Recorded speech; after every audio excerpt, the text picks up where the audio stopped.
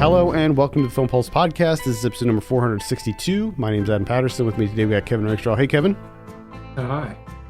So how was your birthday week? So you just had a birthday. Correct. Last week, and I have a birthday this week. Correct. Back to back. Back-to-back birthdays. So you had a good birthday? It was pretty nice. Gotta say. Cool. Got back from Dallas. I was sick. I'm sick still. But it's not COVID. No, it's not COVID, but it's like a sinus infection. And it sucks. Mm-hmm. And it's from all those goddamn leaves. Ah. Okay. Gotcha. Well, hopefully you'll have a speedy recovery. This week on the show, we're going to be reviewing Don't Worry, Darling. So really, when you look at it, the birthday presents just keep on coming. Oh, buddy. Week after, the birthday celebrations continue. Don't worry, darling. Never ends. This is out now on HBO Max. We'll also be going over some of what I'm watching on the watch list and this week's new releases in theaters, VOD, and Blu-ray. Thank you so much for joining us this week. Please remember to review us on iTunes. That'd be great. Let's go ahead and dive straight into our review. Again, we're talking about Don't Worry, Darling.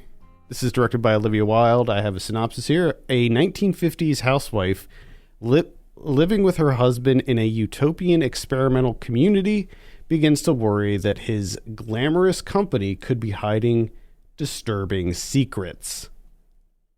Now, I feel like for this one, we might have to do a bit of a spoiler discussion. I feel like we should just say that off the bat, because I also feel that the majority of people have probably seen this, that are going to see it. You know what I mean? Yeah, probably. I think we're kind of late to the party. Yeah, we didn't see it in theaters. And it just dropped on HBO Max. So, yeah, I think we are gonna talk about spoilers. Maybe maybe we can just save them for the end, and then I'll tack them on to the end of the episode. So, in case people don't want to hear any kind of spoilers, we can give them the option. Because I think the spoilers are what it really comes down to in terms of how this movie works. Yeah, I mean, at the end of the day, everything kind of hinges on what's really happening in this movie, and that's really kind of the make or break thing. And unfortunately, for me at least, it broke it. I did not like Don't Worry, Darling. I found myself being terribly bored by it, and I also feel like this is just a movie that we've seen multiple times already, and I feel like it just didn't have anything new or interesting to say. Like, I think that the themes in this movie are always going to be relevant. They're kind of evergreen, but I think that if you want to tell a story like this, the way that you go about it is really the key, because, you know, it's just something we've seen many times before.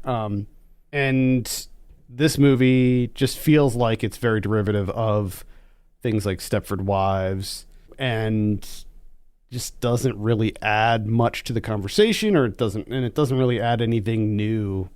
And also, like, there were just a lot of weird dangling questions I had about the specific plot elements that just didn't make sense to me at all. 100%, yeah.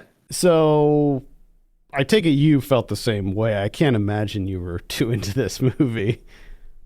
I think I would blow your mind if I just turned around and I was like, man, I completely disagree with you. This fucking thing just worked for me. This movie every slaps, level. bro. But no, it didn't. Because I 100% agree with you. It's well-worn territory that we've seen in numerous films, which ultimately makes it, like you say, it all hinges on that twist. I mean, movies with twists kind of hinge on that twist anyways, because you just built that in. It's inherent. But to start off with the whole basis of your movie being this, like, utopian society, like, we know every single utopian society movie or, community, whatever that they're living in, you're always just like, well, something's not right. Mm-hmm. Now I'm just waiting to see what's not right. So I'm just waiting. And I'm just like, okay, it's kind of like the 50s. Okay. And it's just there wasn't much to it. Like it never built up that. It's just kind of like, all right, we're just waiting around until they finally decide to tell us what's actually happening, because we all know from the outset that something else is happening. Right. Yeah, and it can only go one of several ways. Now, I will say that I predicted most of what the actual reveal was very early on. Just it was kind of a guess, but at the same time, like I just had a feeling that it was going to be that, and it was. Yeah. And Yeah. you know, that was just kind of disappointing overall. And also, this movie has a lot of that trope that I really despise, where is she crazy? Is she not? What's going on? Because, like, you know, she starts to see things and have these visions and stuff like that. And you're like, uh-oh. And everybody in the town thinks that she's, like, going batty. Yeah. She's suffering from a bout of hysteria. Yep. Yes, sir. Those women and severe exhaustion. Those women's problems that they had back in the 50s. Yep. From doing everything. Yeah.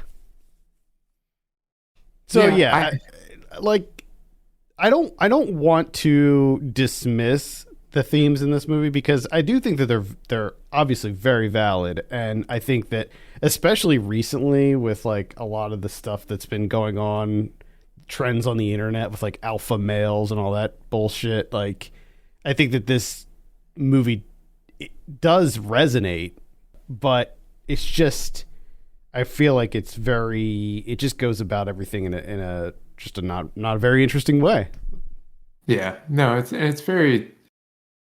a very just basic approach, I think. And I think that that's one of the, if I go deeper with this movie, that it bothers me a little bit more, is it seems like what Wilde is trying to say is she's not sure. Because when you get into the nitty gritty of it, of like how the world works and everything, it's just like, I can see justifications or how things could be explained, but then that makes the potential point that you're trying to make even worse. Like you completely miss the mark. And I mean, we'll get into that a little bit more when we talk about spoilers. But it just seems like the actual messaging behind this is just a muddled mess. Yeah. I think that wasn't this movie kind of plagued with like issues, editing and stuff like that? I know there's all kinds of like drama, like cast and crew drama. Yeah. But I don't know if there was more going on behind the scenes, but like as far as what was going on in the editing room, but man, it's a very messy movie, and it just doesn't work, man. Like, it looks good. I love the 50s aesthetic, of course. Any movie that takes place in the 50s, I love it. But that's the thing, is they nailed that. Olivia Wilde and company nail just like the look of it. Like the aesthetic is great. It's a slick looking movie. Soundtrack's good. Yeah, like everything about it. Like, you know, some of the performances are a little yeah, but Harry Styles is a little meh. But yeah, I don't understand the I don't, just bizarre. I'd like a full like special feature of just the thought process of his character. That's like the main thing I want to know. He's like a cardboard box, that character. That's just what he reminds me of. He's so like, empty. Yeah, that, and then just the whole like the accent thing. I'm just very intrigued. What the thought process was, what they were trying to achieve, a number of things. But that's the thing. It's like, it's a very slick looking movie. It looks expensive. It does. It looks very expensive. Very good production design. I liked the look of the neighborhood and the little like mall or whatever where they go. But it's just all in service to nothing. Nothing, yeah. Really. Yep. Okay. Well, I think that we need to talk about some spoilers. So yeah, because there's not much else to talk about when it comes to this movie. if you want to hear spoilers, just keep listening to the end of the show. We'll put it after the end. So in case you haven't seen the movie yet, you want to see it, you don't want it spoiled, just you can not have it spoiled. Let's go ahead and give Don't Worry, Darling a score. Kevin, what are you going to give it out of 10? I'm gonna give it like a 3.5. That's kind of where I'm at. I'm at like a 3. Okay. All right. Yeah, just not feeling it. I was just not feeling it. At any rate, again, it's on HBO Max if you want to watch it. Let's talk about some of what we've been watching. I believe it is your turn this week, Kevin. What you got? Can you remember the last episode that we did? No. I talk about Soul Survivor. No, you didn't, because I saw it on your watch list or your diary, and I watched it too because I looked at it and I was like, oh man, that looks like something I'd be into, so I watched it also. Okay, well, let's talk about that because Tom Eberhard, the guy that did the second Nightmare on Elm Street, this is kind of like the proto Final Destination type. And he also did Captain Ron.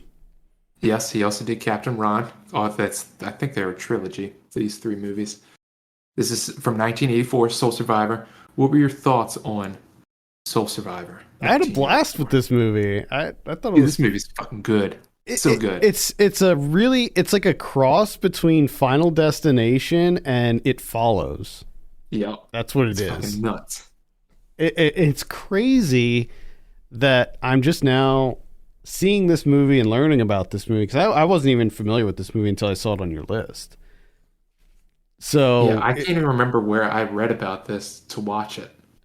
I mean, it's very clearly like this movie had to be inspiration, at least somewhat, for Final Destination, but also, I don't know. I mean, it definitely felt like I was getting very strong It Follows vibes. Oh yeah, because it's got to be Final Destination. I mean, that much alone, because the idea of Soul Survivor is there's a woman. The woman survives a plane crash. She's the only one that survives, right? And which this movie, the way that it's shot is just so unsettling.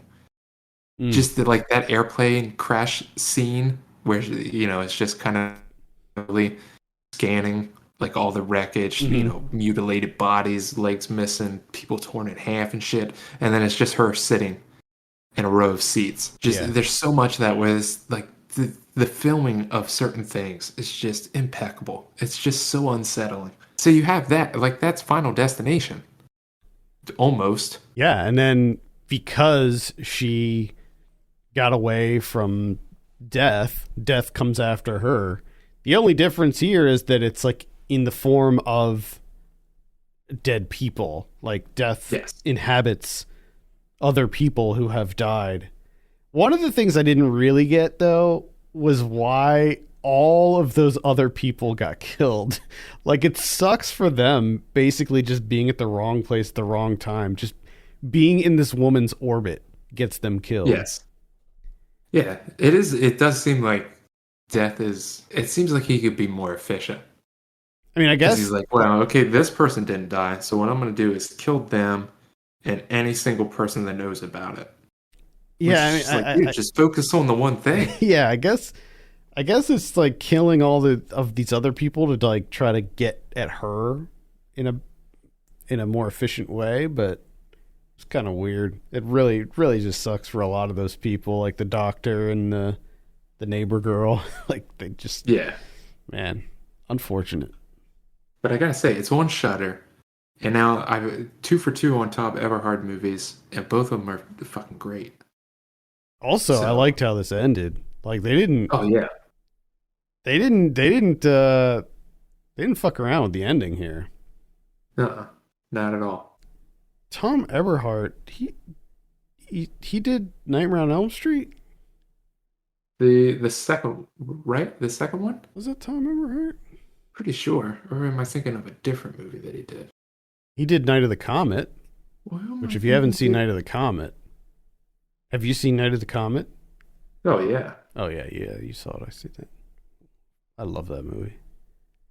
No, he didn't. Who's the one that did that? Because I watched their other movie too. Oh, they're the one that did The Hidden. Hidden, That's yeah, right. yeah. See, I'm getting the movies confused. That's why I thought I talked about it before because I'm getting it confused with The Hidden. Yeah, Jack Shoulder is the guy that that's right. That's right. did the second Nightmare on Elm Street and The Hidden. There we go. Got it figured out. Huh. All right. Well, sticking with the '80s horror uh, theme here, I saw one. I saw one by Gorman Bechard called "Psychos in Love" Uh huh. from 1987.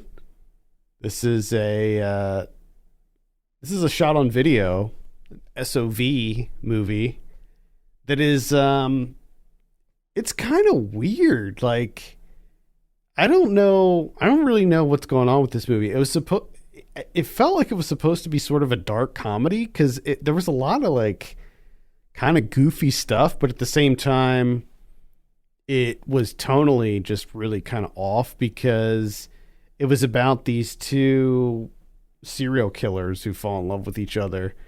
But like part of the movie is kind of shot like a documentary. Like they break the fourth wall. There's like confessional style interviews with them at certain times.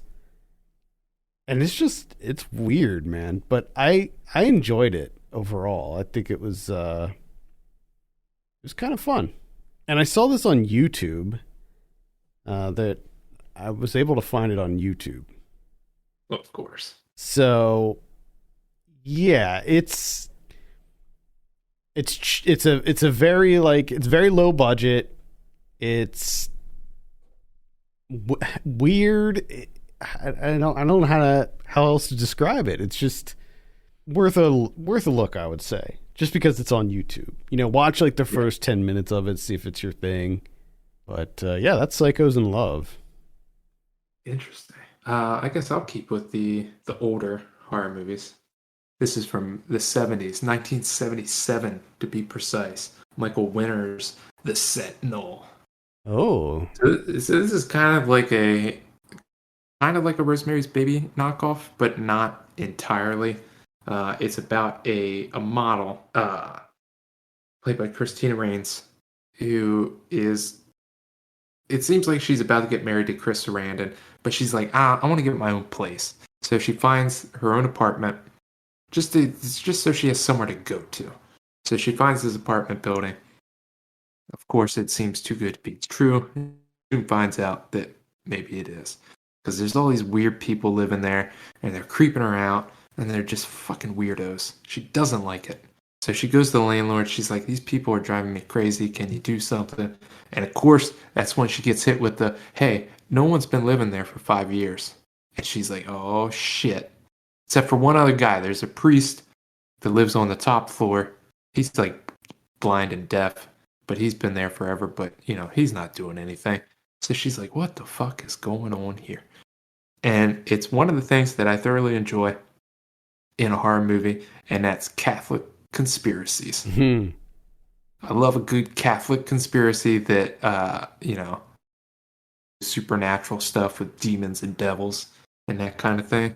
And the only thing I can say is that it's slightly disappointing because it's not as gory or unsettling that I thought it was going to be. It's more of like a procedural type film. There are like one or two spots where it's a little bit creepy and they do some good effects work. But other than that, but like the story itself, like when you start thinking about like what happens and what it means and everything, it's kind of a fucked up thing, especially with the way it ends. But it's like a light recommend from me if that's really your jam, that type of thing. And of course, it's got a bunch of people in it, like Chris Sarandon.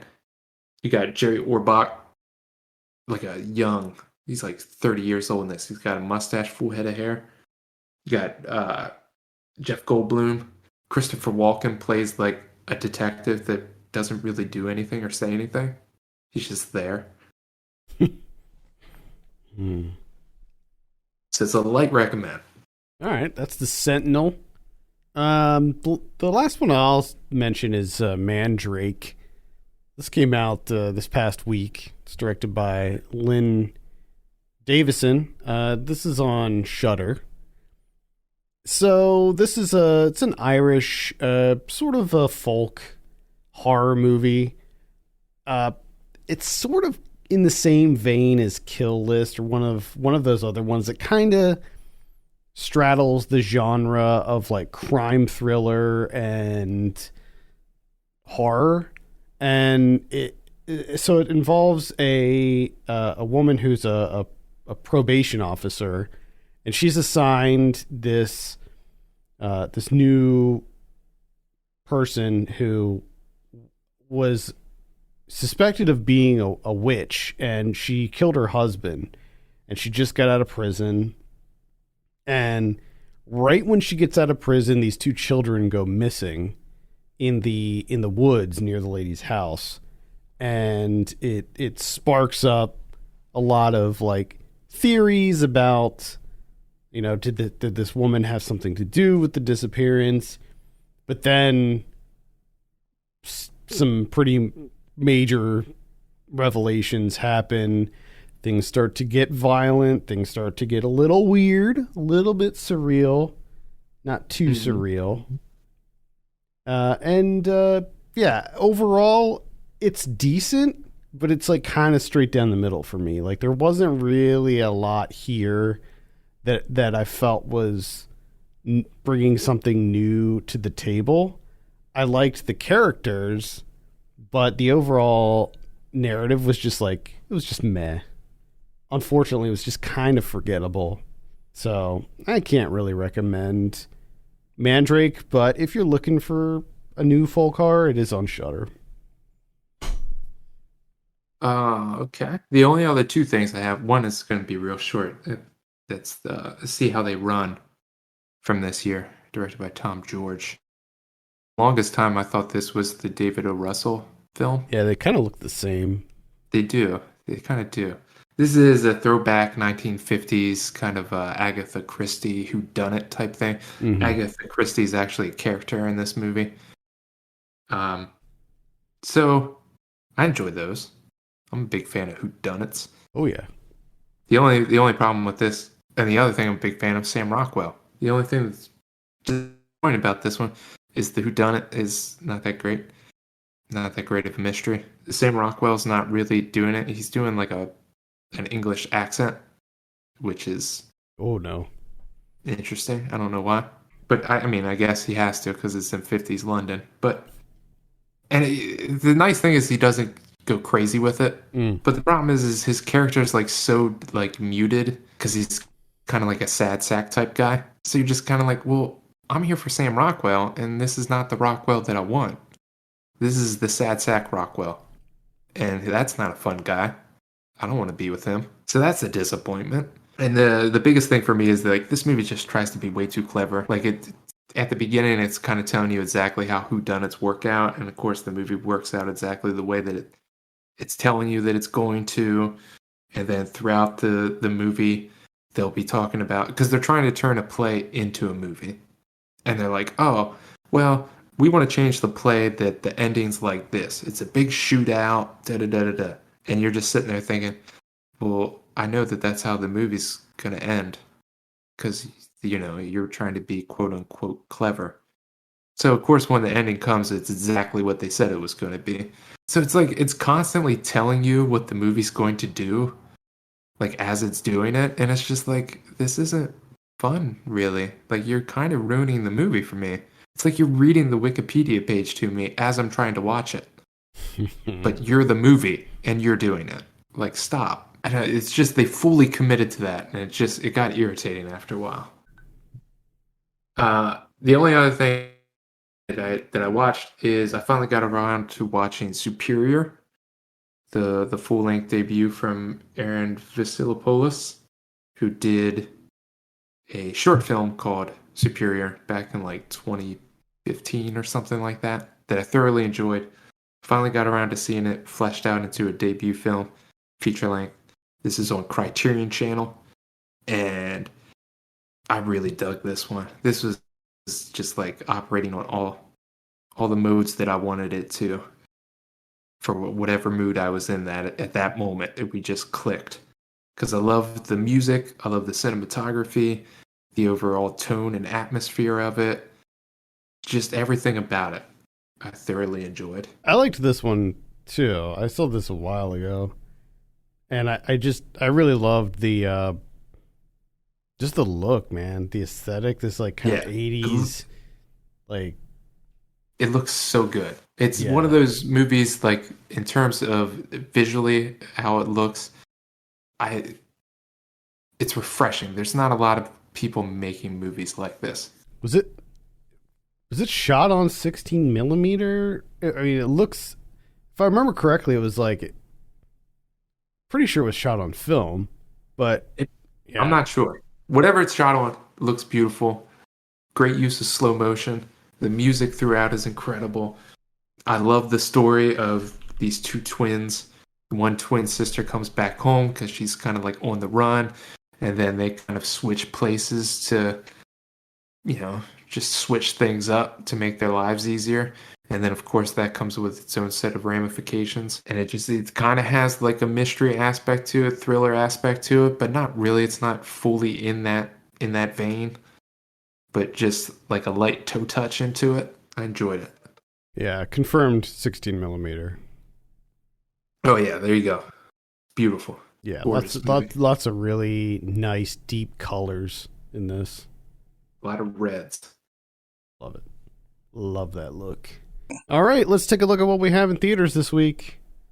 We got She Said. I think that's is that a Harvey Weinstein thing, I think?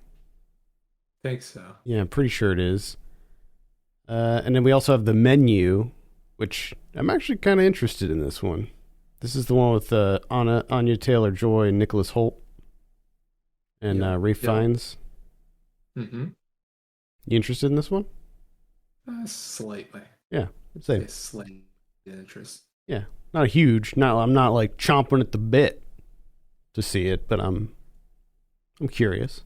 On VOD this week, let's see. On the 14th, we have Stutz, which is going to be on Netflix. That's the one. That's the documentary directed by Jonah Hill. We have on the 15th, we have Christmas in Paradise. This is sure to be a new holiday classic, starring Kelsey Grammer, Elizabeth Hurley, and Billy Ray Cyrus. Wow. You know what's interesting is that Elizabeth Hurley is in Christmas in Paradise, which is coming out this week, and then in like 3 weeks, she's in a movie called Christmas in the Caribbean. She's having Christmas everywhere. Yeah. She's loving these tropical Christmases. She must be. She keeps doing them. On the 16th, we have The Wonder on Netflix. I don't know if I mentioned it, but Stutz is going to be on Netflix also. Yeah, you started with Stutz. You just wanted to say Stutz again. Yeah, but I didn't know if I had mentioned the Netflix thing.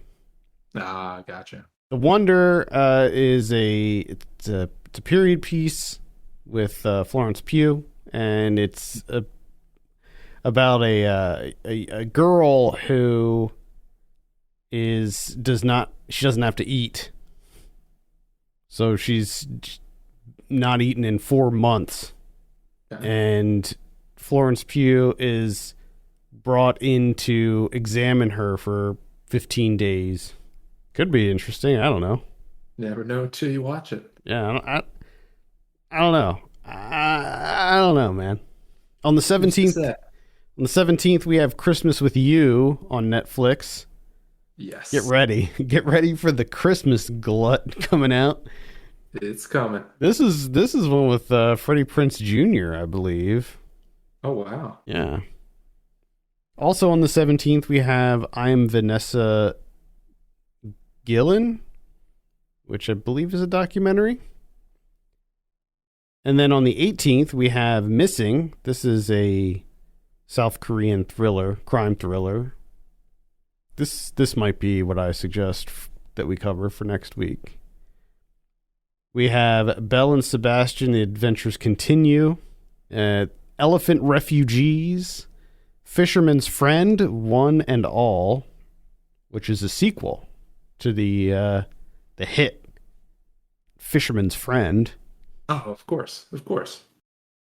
Did you ever have Fisherman's Friend throat lozenges? I'm pretty sure. Because they're the best. You got a tickle in your throat?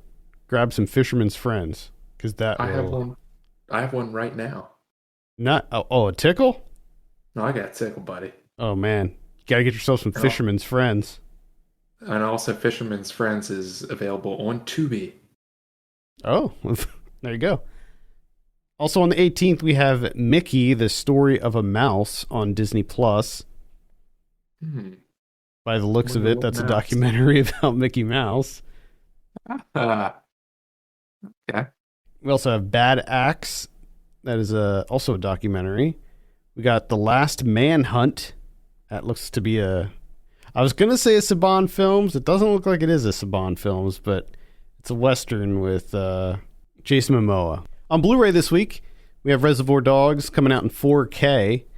Got Death Game from 1977. Wayne's World is coming out in 4K. Used Cars from 1980, also getting a 4K release. Pearl is coming out. An Elvis movie, Blue Hawaii, that's coming out in 4K. 3,000 Years of Longing. I would recommend that if you haven't seen that yet. Light recommend from me. Jeepers Creepers Reborn. I don't think that is directed by Victor Salva. At least I hope it's not. It's not. Hopefully not. It's not. R.I.P.D. 2. Rise of the Damned. Yeah. I mean, the first R.I.P.D. didn't do well. Is, I think, giving too much credit. I don't think to not do well. Like, it did terribly, didn't it? I thought it did horrible. I know it got horrible reviews. I'm not sure what it did money wise, but somehow it got a sequel. Right. I was thinking so just a little spoiler for this month's Saved by the 90s. We're watching Air Force One, and I thought, why don't they make an Air Force 2? It seems perfect for a straight to DVD thing. You call it Air Force 2, and it takes place on Air Force 2, the helicopter. Yeah. Perfect. Yeah, there you go. I mean, that movie writes itself right there. Oh, yeah. And someone's getting thrown into those blades. Absolutely. Come on. Maybe more than one. Maybe at least two. What if it's 5 people get thrown into the blades just over and over?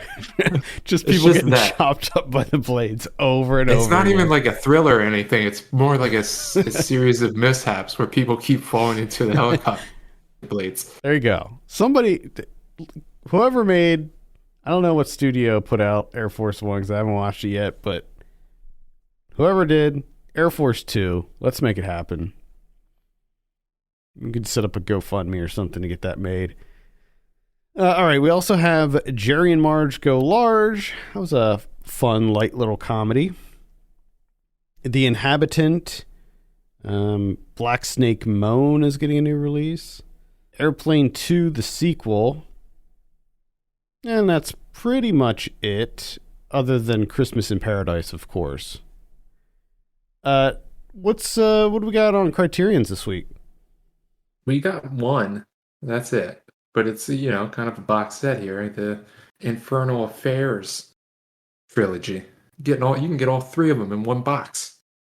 Now, for those of you who are not familiar with this, the movie The Departed was a remake of the first Infernal Affairs.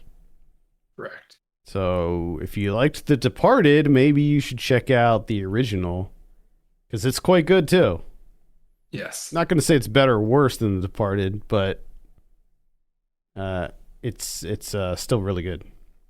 Hell yeah.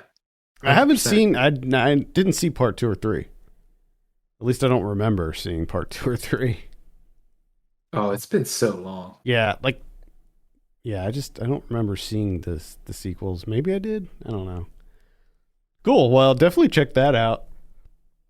I think that's going to do it for this week. Thank you so much for listening. You can send us your questions and topics to podcast@filmpulse.net. You can follow us on Twitter @filmpulsenet and @filmpulsekevin. And if you have a minute, consider reviewing us on iTunes. That'd be great. For Kevin Rakestraw, my name's Adam Patterson. We'll see you next week.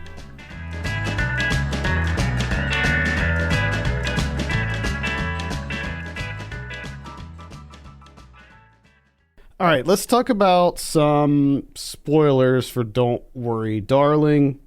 I guess the first question I have, and maybe it's because I was kind of zoning out by the time this happened, was the whole plane crash thing. Like, what is what is that?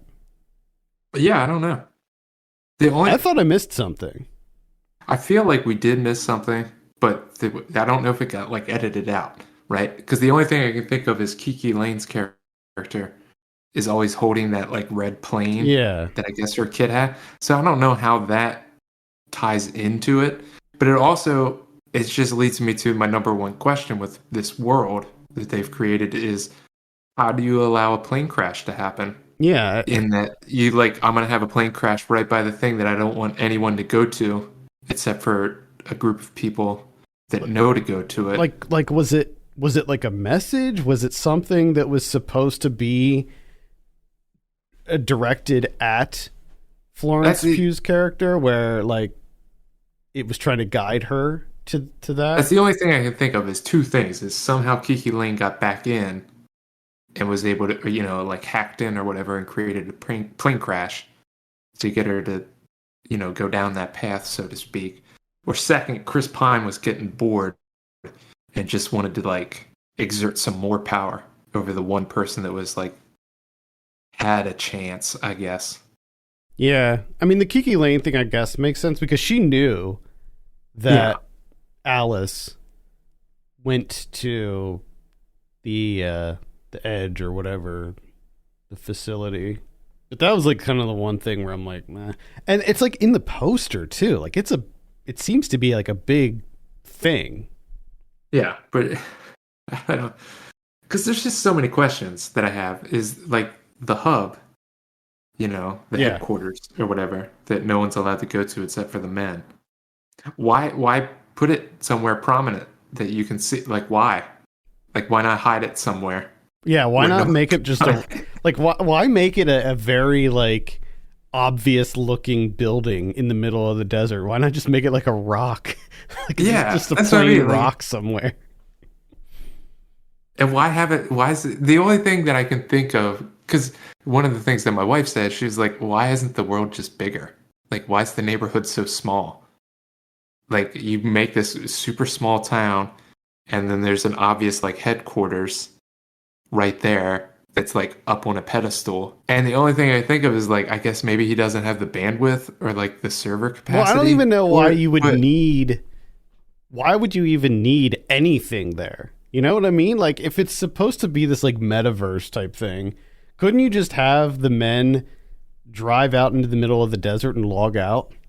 Like, why does it have to be something that's like physically represented in the world to begin with?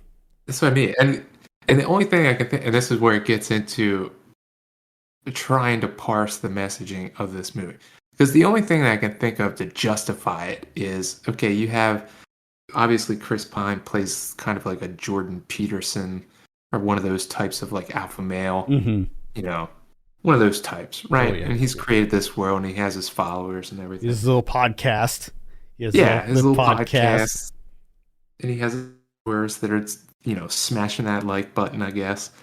And so he and his bros, I guess, are creating the world, which there can be your justification of like, okay, there's a little dig of men trying to, create something very large and the logistics of everything and all the planning, which usually doesn't go well. So that could be a justification. But you undermine the fact that like the women can't figure it out. Yeah. So it ends up making them look even worse.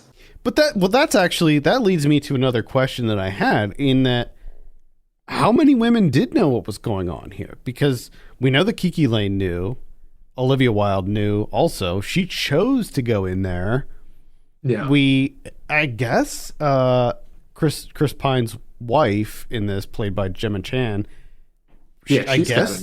I guess she knew, considering the fact that she just randomly kills him at the end. Yeah, she's just like, you know what? This is mine now. That was kind of something that seemed to happen out of nowhere for no apparent reason. And it seemed like after the scene when Alice kills Jack, it seemed like, and she was like outside, and all the women were kind of like looking at her. It seemed like they were kind of figuring it out or something, but it was never clear, like who, Yeah. if they all knew or if none of them knew, or were they even real? Were all of them even real? Because the children apparently were not real, and there's way too many like dangling questions. Like when you open up something like that, especially at the end when you do the reveal, there's just entirely too many like logistical questions that are raised. And I get that like these are nitpicks that like you shouldn't really think about because because it's overshadowing the larger themes, but at the same time there's so many of them that you're just like, what the fuck's going on here? Well, issue is that some of the logistics of it, like, yeah, you can justify them as nitpicks or whatever, but the logistics of it do play into the messaging. Like they're kind of linked. Yeah. You can't untangle them. So to just drop it at the end, where to me it was like, like I said, I'm waiting to find out what the twist is because I know the utopia is never a utopia, and it's you know we've seen a couple of films like this before, so something's off right off the bat. You're just waiting around, and then they finally tell you, and you go, oh, okay, yeah, that makes sense because it's just like all these other films, but we just updated it to the current times with current technology. So yeah, bravo, good idea. You just took a movie and updated it for the time. Gotcha. And then it just ends, and you're like, okay, well, you really didn't explain that much of it. Yeah. Yeah, very disappointing overall. I think that there's just not enough here. Like, it just wasn't. It's too many questions. Yeah, and there's so much more to it as, like, why do you actually need like, why can't Harry Styles just log in or jack in or whatever, and then just have a fake woman there? Like you can make fake kids, make a fake woman. There you go. Then you don't have to pay for two people to have it. That's just bad money management. Well, I guess the whole thing is like the dominance factor is like I want my wife to have dinner ready when I get home, but it's not good enough to just have a fake wife. You want to actually control your real wife. Very true. But it seems like you should be able to. I think like one of the fatal flaws of the whole concept is maybe don't make your characters be able to be killed in the world. Yeah, I know. Like why is that a thing? If they die in the world, they die in real life. Like it's like the Matrix or something. It's exactly like the Matrix. The thing that I predicted was that it was modern day, because like immediately when they showed how like insulated this community is, like out in the middle of the desert and stuff, I was like, I bet this is modern day. Yeah. Oh, we got a village situation going on here. Yeah, and I also found just in like a filmmaking aspect, the half remembered flashback type thing that was kind of irritating. So it just kind of kept happening throughout, and they really didn't add anything. Like I already know something's up. Yeah, you don't need to keep giving me. And a lot of it was just repeated. That goes along with the whole "is she crazy" trope that I can't stand at this point. So yeah, that didn't work for me either. All right, any other spoilers you want to talk about with this? I mean, there were some cool like little set pieces, like the scene when the wall smashes into the, like, pushes her into the glass and stuff. Like there were a couple things, but like they didn't really, like, it almost felt like they were just there for no reason, just to have something happen.